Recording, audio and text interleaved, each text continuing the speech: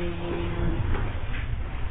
الحمد لله رب العالمين، والصلاة والسلام على أشرف الأنبياء والمرسلين محمد وعلى آله الطيبين الطاهرين.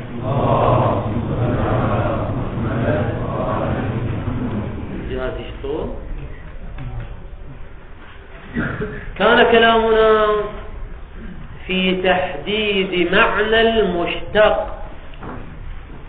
وقلنا التحديد النحوي يختلف عن التحديد الأصولي، لأن التحديد النحوي للمشتق هو كل لفظ اشتق من لفظ آخر واشتمل على حروفه وبنفس الترتيب، فيكون شاملا لاسم الفاعل والمفعول والصفة المشبهة وصيغة المبالغة واسم الزمان والمكان والآلة، وكذلك يشمل المصدر المزيد والأفعال، الأفعال جميعا كلها من المشتقات. هذا التحديد النحوي.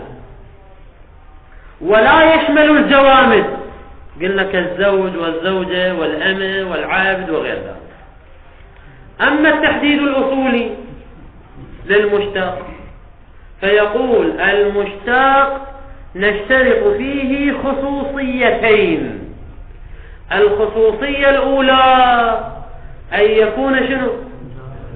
جاريا على الذات، يعني منتزع من الذات لاتصافها بالمبدأ ويحمل عليها، ولكن بنحو الاتحاد والهوية، يعني المشتق والذات بينهما اتحاد، حتى إما اتحاد كذا وكذا. ذكرنا 4 أو 5 أنواع من الاتحاد، حلولي وغير ذلك. المهم نشترط الاتحاد، وبهذا القيد سيخرج المصدر والأفعال، لأننا حينما نقول زيد يضرب فكلمة يضرب التي هي فعل من الأفعال والتي هي مشتق بحسب الاصطلاح النحوي لا تعتبر مشتقا بحسب الاصطلاح الأصولي، لعدم وجود الاتحاد بين زيد وبين يضرب أو ضرب أو غير ذلك من الأفعال. زين، إذا كان الأمر كذلك، إذا اشترطنا الاتحاد، فما هي أنواع المشتقات الداخلة في محل كلامنا؟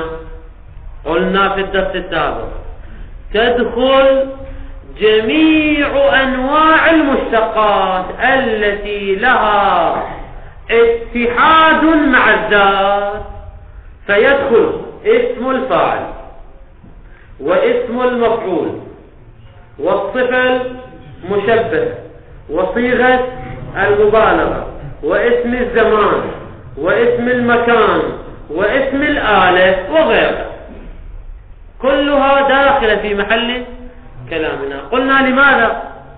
لأن هذا هو الظاهر من إطلاقات عناوينهم للمسألة. حينما عنونوا المسألة قالوا المشتق وجاءوا بها مطلقة، وإذا كانت مطلقة فهي شاملة لجميع هذه الأقسام والمصادر. ولكن صاحب الفصول قال البحث عن المشتق ليس شاملا لجميع هذه الأقسام، وإنما هو مختص باسم الفاعل، والمصدر الذي يكون أو عفوا الصفة المشبهة التي بمعنى اسم الفاعل، اللي شنو مثالها؟ رحيم بمعنى راحم. والمصدر الذي هو بمعنى اسم الفاعل كيف ذكرناه في الدرس السابق، كتذكرة بمعنى مذكر، وتبصرة بمعنى مبصر.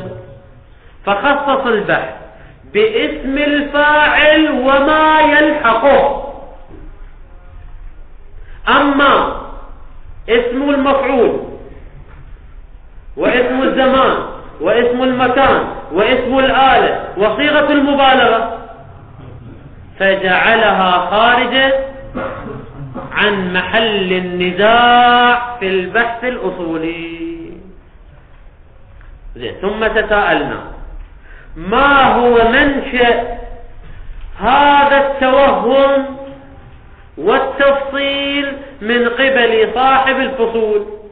لماذا توهم ذلك أن البحث مختص باسم الفاعل وما يلحق به وليس شاملا للأمور الخمسة التي ذكرناها الأخرى؟ قلنا أسباب التوهم يحتمل أن تكون شنو؟ ثلاثة.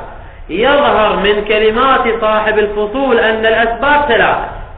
السبب الأول ذكرناه في الدرس السابق اللي هو شنو؟ تمثيلهم للمشتق دائما باسم الفاعل، فقال لو كان البحث يشمل غيره لمثلوا له، بما أنهم لم يمثلوا إذن البحث مختص باسم الفاعل. جواب ذلك أن التمثيل لا يعني اختصاص البحث بالممثل به، لأن الممثل به يكون أبرز المصادر، ولكن هذا لا يعني أن البحث مختص به. هذا ذكرناه في الدرس السابق. الاحتمال الثاني أو السبب الثاني لهذا التوهم الذي وقع فيه صاحب الفصول، التوهم الثاني هو صاحب الفصول قدس سره ذكر معاني لهذه الأمور التي أخرجها، اللي هي جد الأمور اللي أخرجها خمسة. احفظن جيدا: اسم المفعول وصيغة المبالغة واسم الآلة واسم الزمان واسم المكان. ذكر معان لهذه الأمور الخمسة. طبعا هو أضاف إليها صيغة المبالغة ودمج اسم الزمان والمكان بمعنى واحد. صيغة المبالغة أيضا أضافها. هذه الأمور الخمسة ذكر لها معان، واعتقد أن هذه المعاني التي تصورها هو هي معان متفق عليها، لذلك قال: أما اسم المفعول، بدأ باسم المفعول. اسم المفعول لماذا لا يكون داخلا في محل الكلام؟ قال: لأنه لا توجد ضابطة كلية وقاعدة عامة في اسم المفعول، لأن اسم المفعول تارة يصدق على المتلبس بالذات، على المتلبس بالوصف، وعلى ما زال تلبسه، يعني يصدق على الأعم، على المتلبس بالوصف في الحال وعلى الذي كان متلبسا في الماضي، يصدق عليهما معا، كالمكتوب والمقتول والمصنوع وغيرها من أسماء المفعول. فإن المكتوب والمقتول والمصنوع يصدق عليه هذا الوصف ولو بعد 1000 سنة. لو بعد 1000 سنة أيضا يسمى مقتول، يسمى مصنوع، ويسمى مكتوب.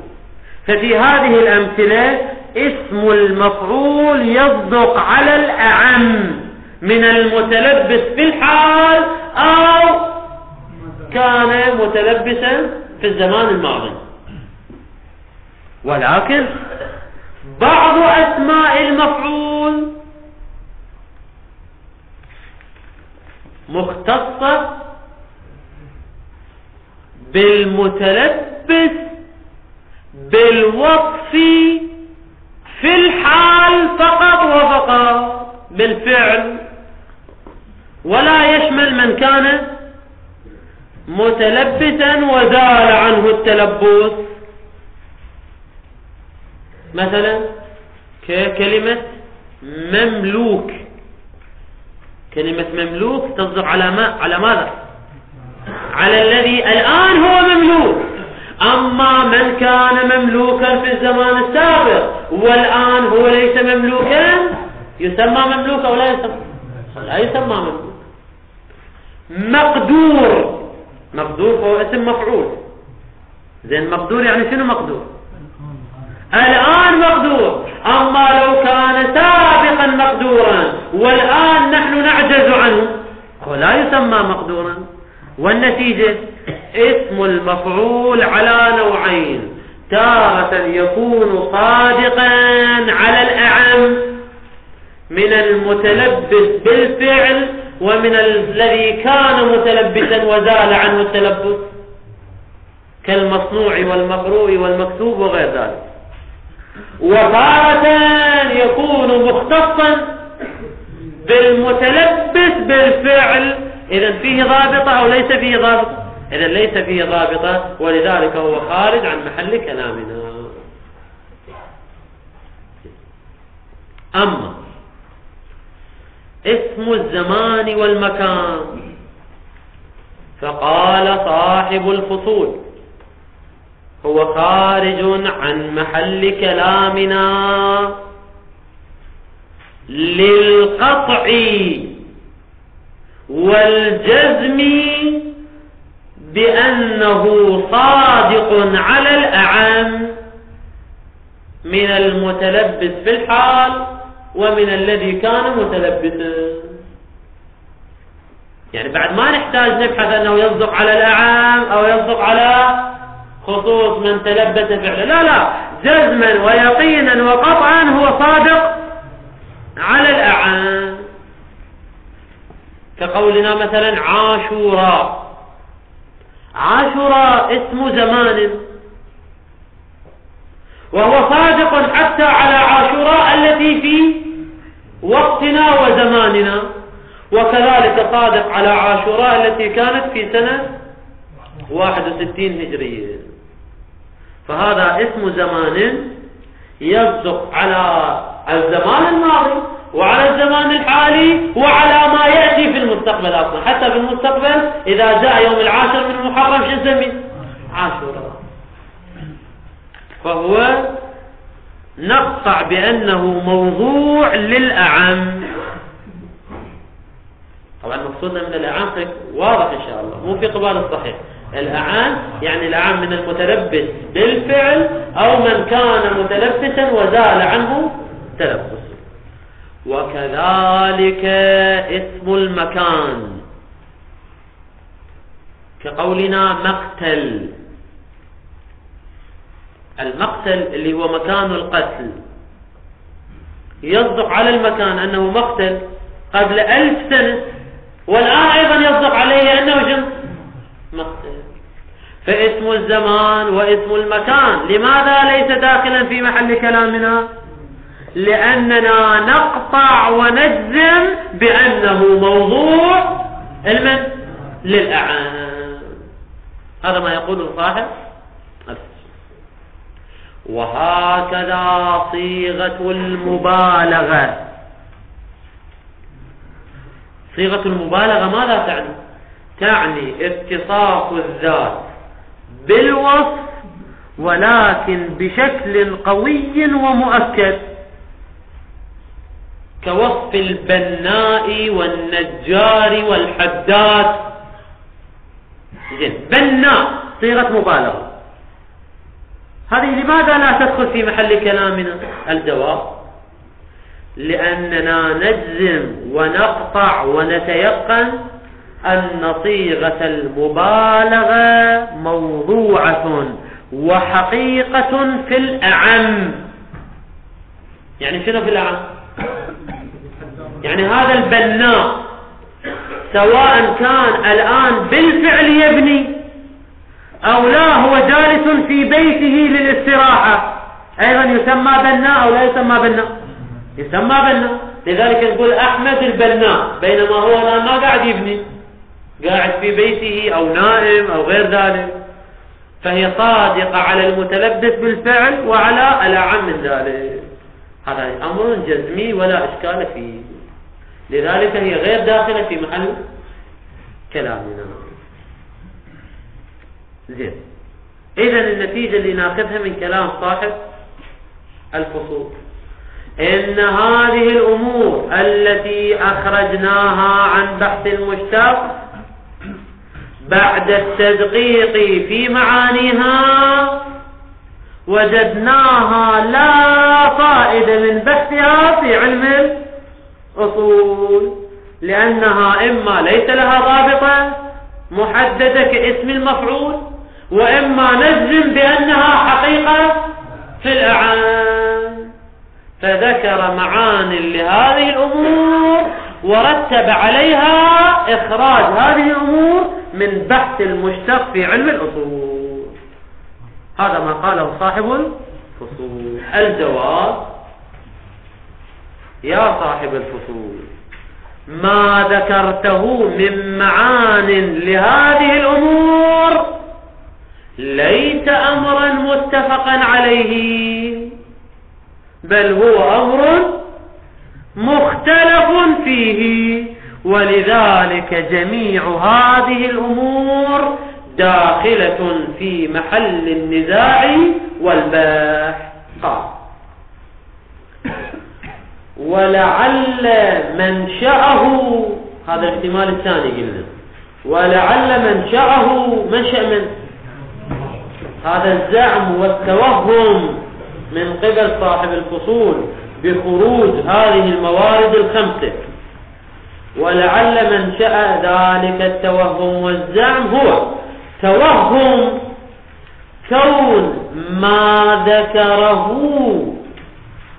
لكل منها، لكل منها من الصفات الأخرى اللي هي اسم المفعول واسم الآلة والزمان والمكان وغير ذلك، توهم كون ما ذكره لكل منها من المعنى.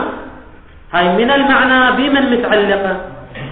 بقوله ما ذكره من معنى، لذلك الأفضل نقدمها توهم كون ما ذكره من معنى لكل من هذه الصفات مما اتفق أو مما اتفق عليه الكل.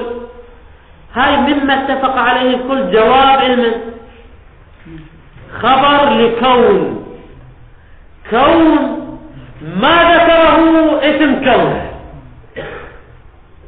مما اتفق عليه الكل خبر كون هذه المعاني مما اتفق عليه الكل. هذا الذي توهمه صاحب الفصول. شو توهم؟ أن المعاني التي ذكرها لهذه الصفات هي أمور ومعاني متفق عليها. الجواب هو كما ترى. يعني شنو كما ترى؟ يعني قال لك أن هذه المعاني متفق عليها؟ لا، هذه المعاني مختلف فيها كما سيأتي إن شاء الله في المقدمات القادمة. المنشأ الثالث أو الاحتمال الثالث لتوهم صاحب الفصول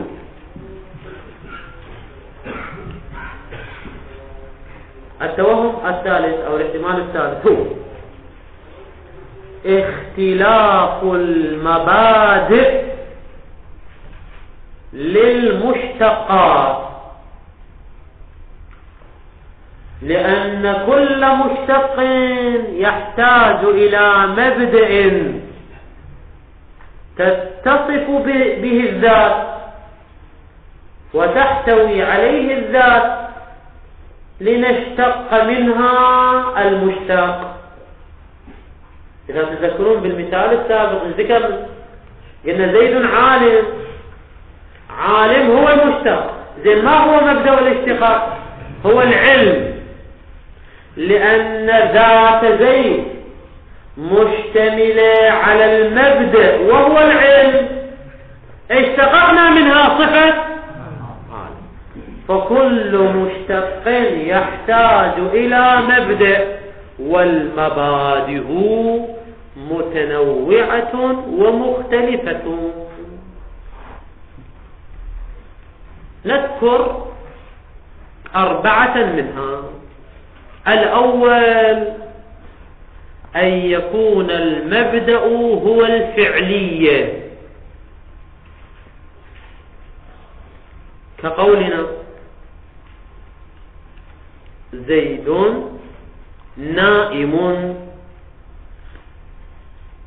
زيد قائم. فما هو المبدأ في نائم وقائم؟ هو النوم والقيام، التي هي أفعال تصدر من زيد بالفعل. الآن مثلا هو نائم، الآن هو قائم، إلى غير ذلك. زين، هذا المبدأ الأول. النوع الثاني من المبادئ هو المبادئ الشأنية،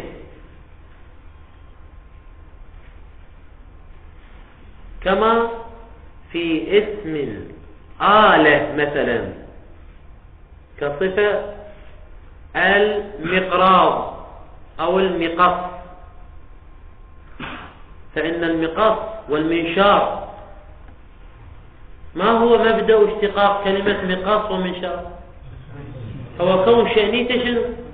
أنه مما يقص، شأنه القص، شأنه النشر، فسمي منشار ومقص.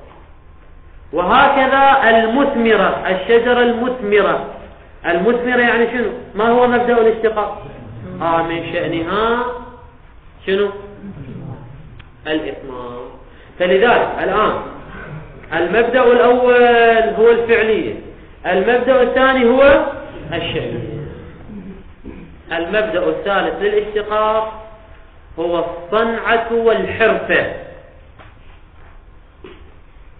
كالبزاز والنجار والحداد والصباغ وغير ذلك. فهي كلها من المشتقة، من الحرف والمهن التي شنو يصف بها الناس. النوع الرابع من المبادئ هو الملكة. الملكة كالعدالة، حينما نقول زيد عادل، هذا المشتق من جبنا من ملكة العدالة. حينما نقول زيد مجتهد، الاجتهاد ملكة، فهذا منشأ للاشتقاق. فإذا كم مبدأ للاشتقاق؟ فعلية، شأنية، صناعة والحرفة، والملكة. وما زال المبادئ مختلفة لهذه الأمور، فلا يمكن أن نجد لها ضابطة كلية، ولا يمكن أن نضبطها لكي ندخلها في البحث الفصولي. هذا ما توهمه صاحب الفصول. إذا صاحب الفصول شو توهم؟ بما أن المبادئ متنوعة، فالمسألة منضبطة ولا غير منضبطة؟ غير منضبطة. فكيف ندخلها في علم الأصول وفي بحث المشتق؟ هذا المنشأ الثالث لتوهم صاحب الفصول. هذا واضح إن شاء الله. خلينا نقرأ ونجاوب. المنشأ الثالث واختلاف، هاي مبتدئ، خليها مبتدئ، سيأتي خبرها. واختلاف أنحاء التلبسات. يعني شنو أنحاء التلبسات؟ يعني تلبس الذات بالمشتق. تلبس الذات بالمشتق له أنحاء، لأن المبادئ على أنحاء. إذا كانت المبادئ على أنحاء وأنواع فتلبس الذات بالوصف أيضا على أنحاء، واختلاف أنحاء التلبسات حسب تفاوت مبادئ المشتقات. شلون هي متفاوتة المبادئ؟ بحسب الفعلية والشأنية والصناعة والملكة، حسب ما يشير إليه. من الذي أشار إليه؟ صاحب الفصول أشار إلى هذا التفاوت وقال ولذلك هذه الأمور لا نبحثها في المشتق. الجواب: هذا الاختلاف لا يخرج هذه الأمور عن البحث الأصولي. لماذا؟ توضيح ذلك. أما المنشأ الأول والمبدأ الأول اللي هو شنو؟ الفعلية، فهو داخل في البحث الأصولي اللي شنو مثلنا له احنا؟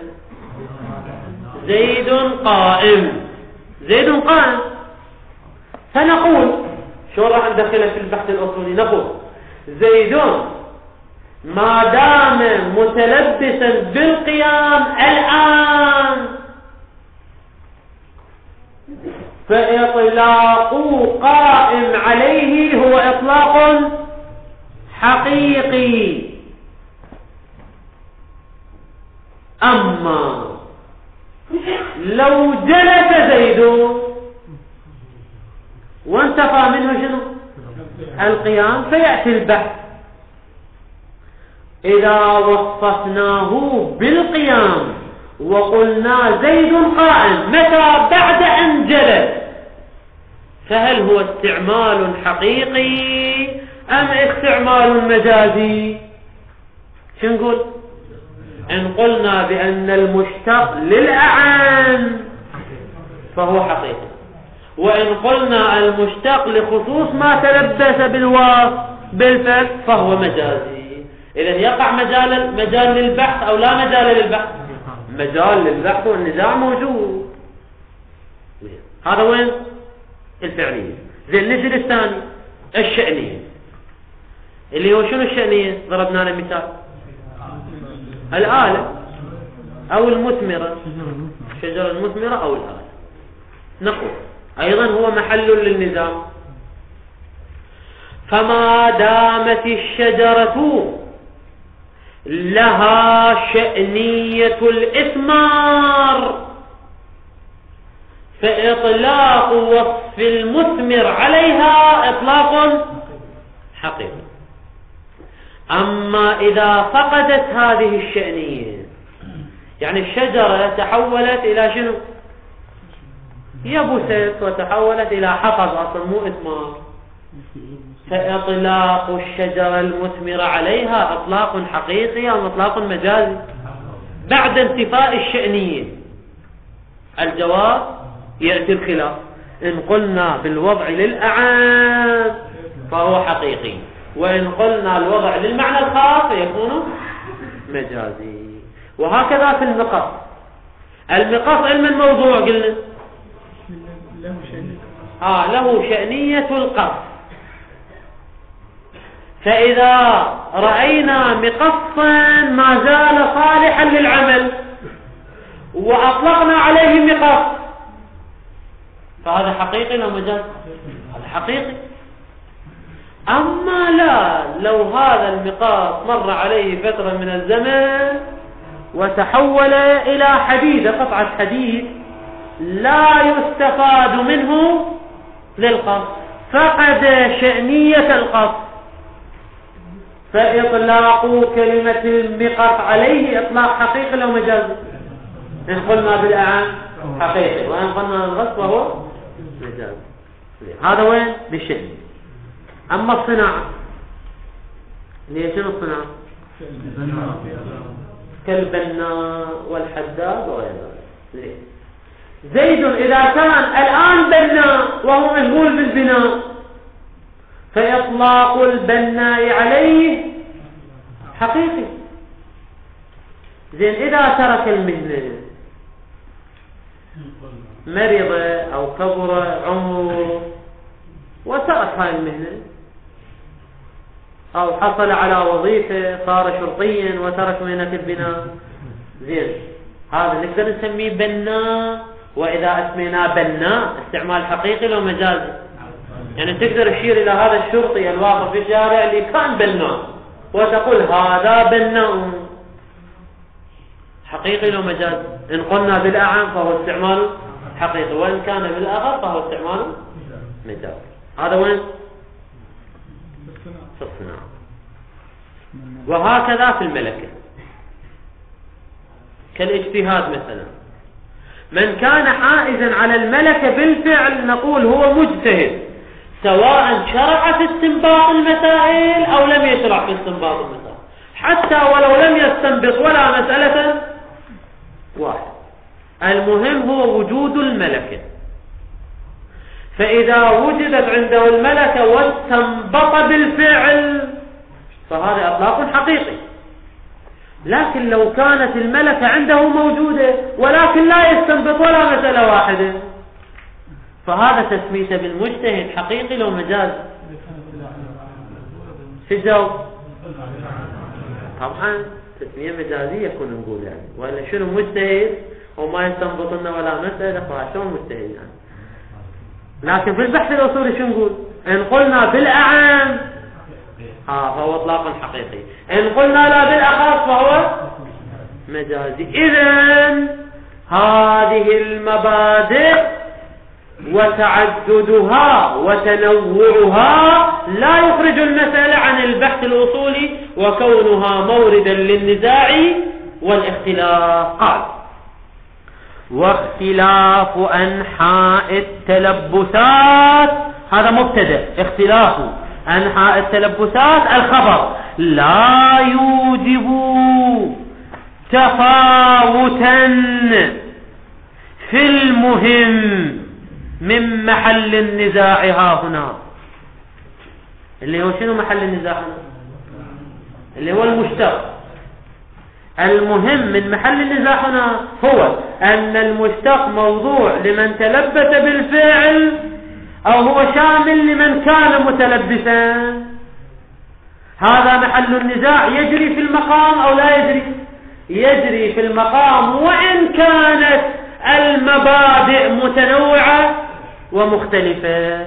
لا يوجب تفاوتا في المهم، وهو البحث عن وضع هيئة المشتق للأعام أو لغير الأعام من محل النزاع ها هنا، يعني في بحث المشتق. ومحل النزاع ما هو؟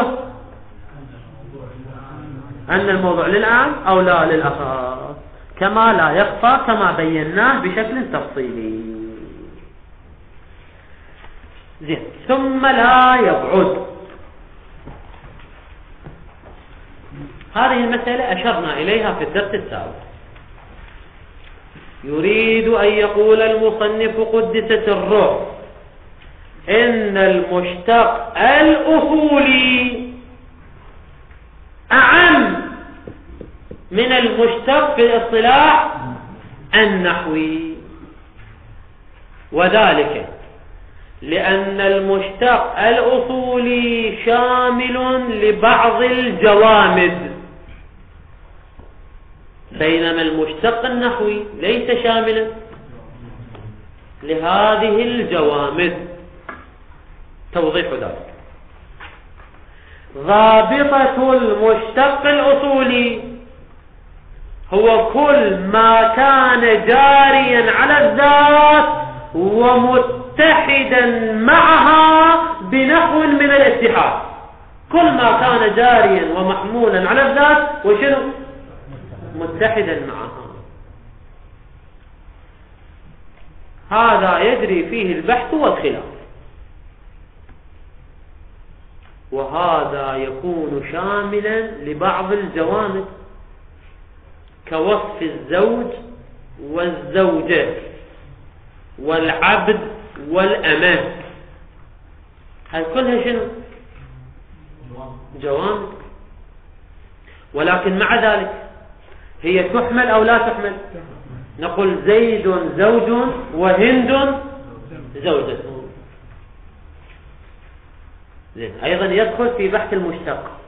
يعني لو كان زيد وهند يوم أمس كانا متزوجين،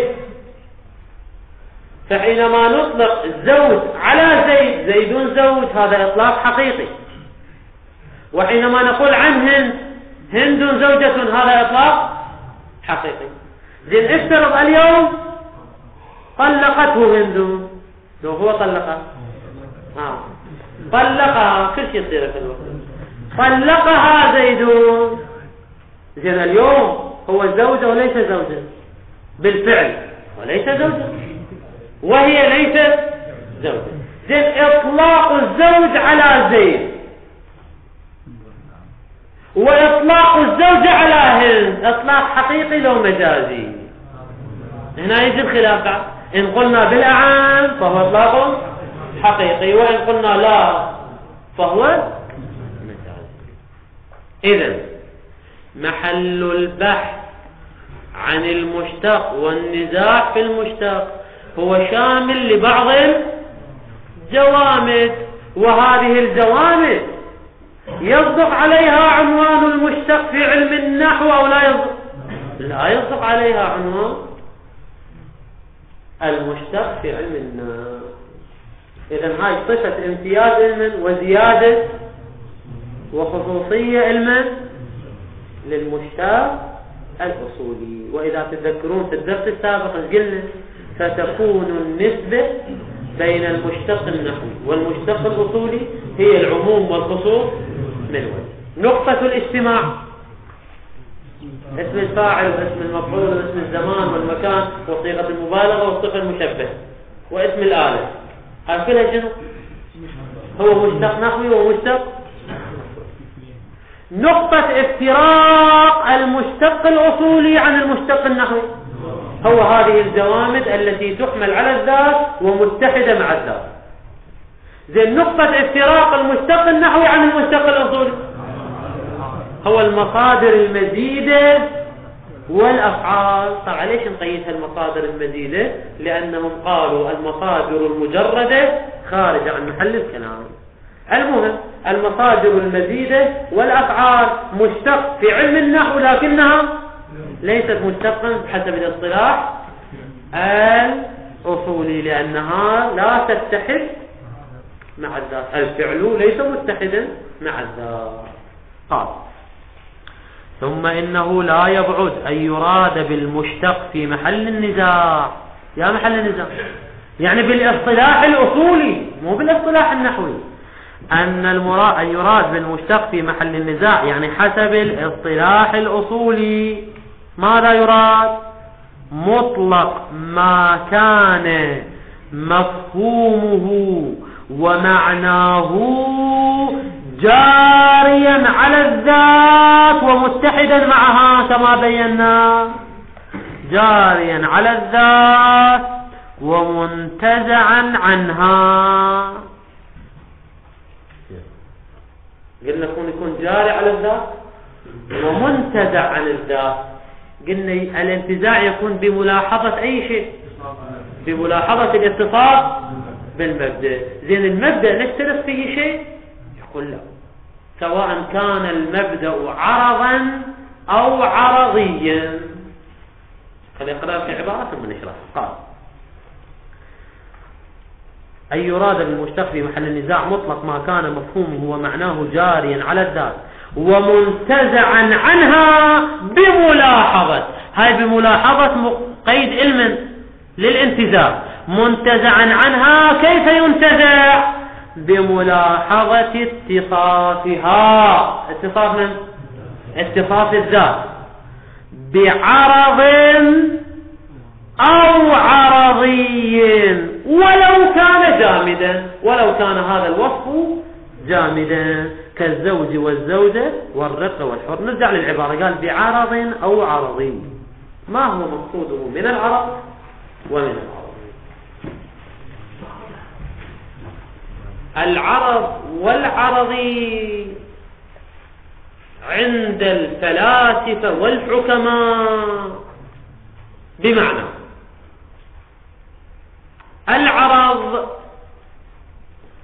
هو مبدأ الاشتقاق، أي هو المشتق منه.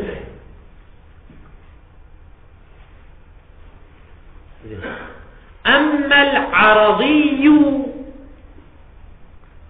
فهو نفس المشتق، الوصف الذي اشتق هو عرضي، أما المبدأ الذي اشتق منه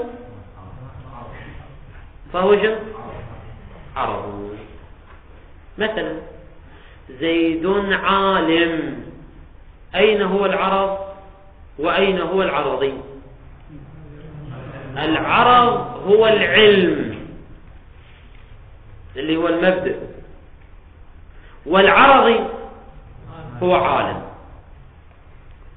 مثال آخر اللي هو محل كلامنا، زيد زوج،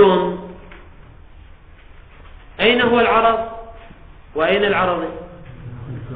الزوجية هي العرض اللي هي المبدأ للاشتقاق، والزوج هو العرضي هو المشتق. هذا بحسب الاصطلاح الفلسفي والحكمي.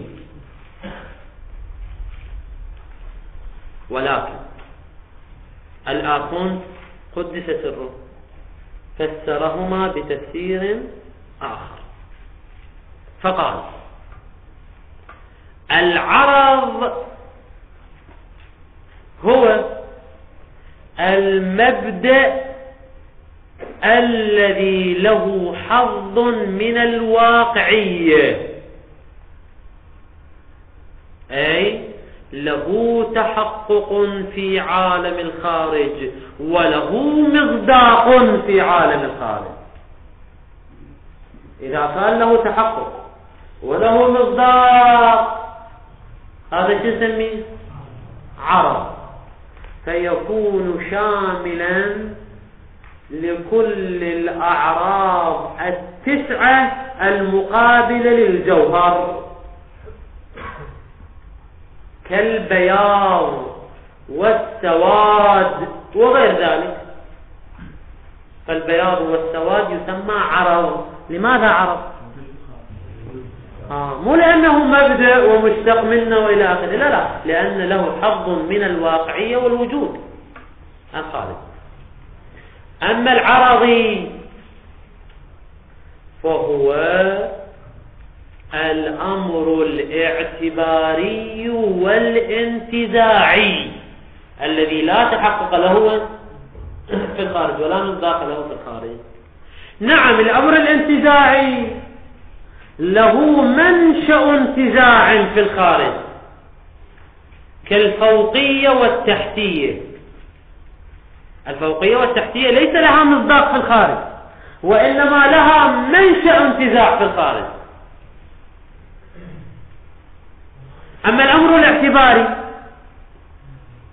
فلا له مصداق في الخارج ولا منشأ انتزاع ولا غير ذلك، كما في الزوجية والملكية التي هي من العناوين العقلائية، والوجوب والحرمة والصحة والبطلان التي هي من العناوين الشرعية. إذن العرض ما كان واقعيا، والعرضي ما كان اعتباريا وانتزاعيا.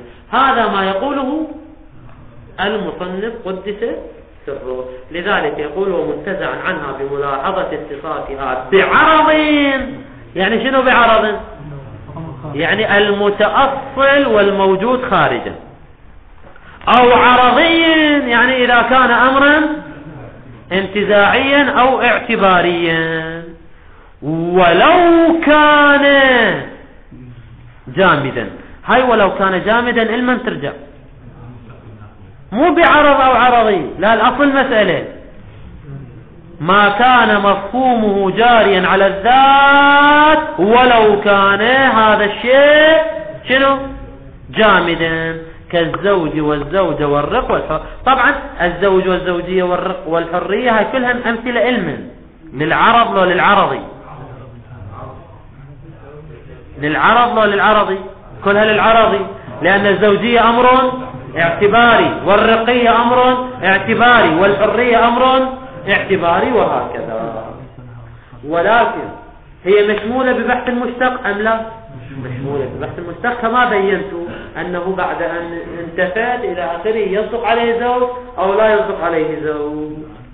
وإن أبيت، إذا أنت الآن عاندت وقلت لا هي ما زالت جوامد فهي ليست من المشتقات، وإنما هي جوامد ولذلك لا تسمى مشتقات، فنبقى على الاصطلاح النحوي، فيكون الاصطلاح الأصولي مطابقا للاصطلاح النحوي في عدم شموله للجوامد. إن أبيت إلا أن تقول ذلك وجمدت على ظاهر اللفظ. إذا تجمد على ظاهر اللفظ يعني شنو؟ كلمة مشتق. إذا نجمد على ظاهر الكلمة يعني شنو؟ يعني مشتق وهو لا يشمل الجوامد.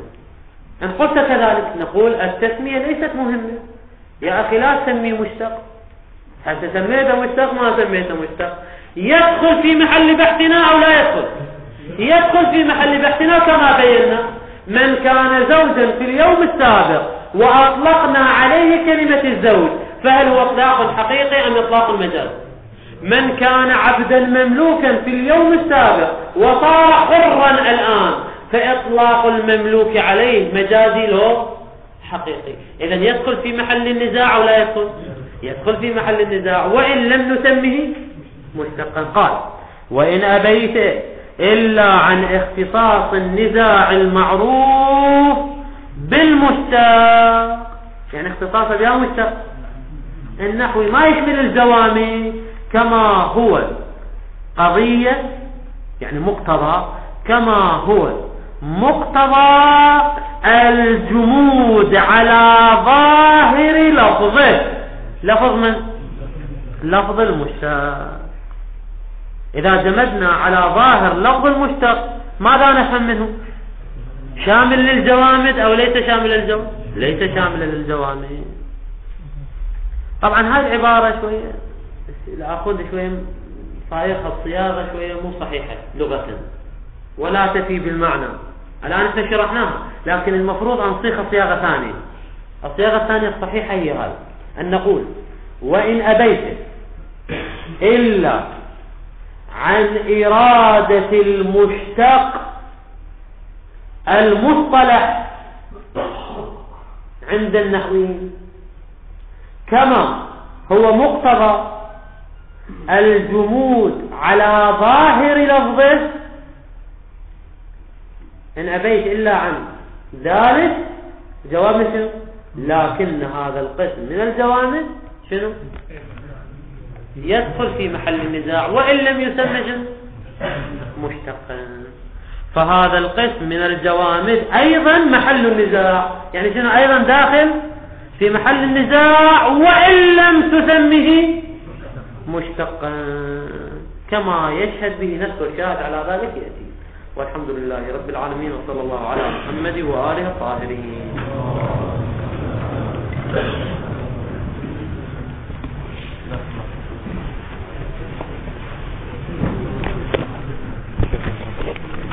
درس الباقي أكيد